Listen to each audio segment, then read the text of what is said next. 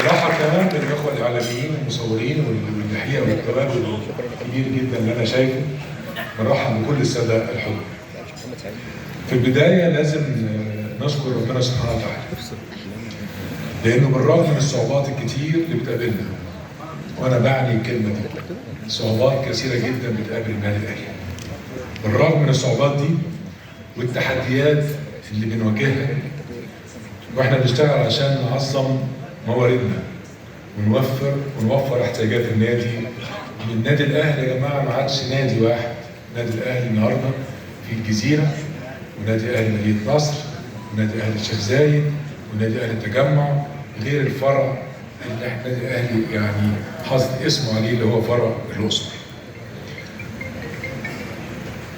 الفروع دي كلها او المنشآت الخاصه كلها بالنادي الاهلي، مع كمان الفرق الرياضيه اللي انا شايف كتير جدا من فرقنا الرياضيه موجودين، وانا بشكرهم جدا لحضورهم. ماشيين بنحاول احنا نمشي في الطريق الصح، وبنحاول ان احنا يعني نستكمل حتى الخطه الانشائيه بتاعتنا بالطرق السليمه وبانجاز يضحك عليه الناس كلها. واعتقد ان فروع النادي الاهلي النادي يعني ان شاء الله قريب جدا جدا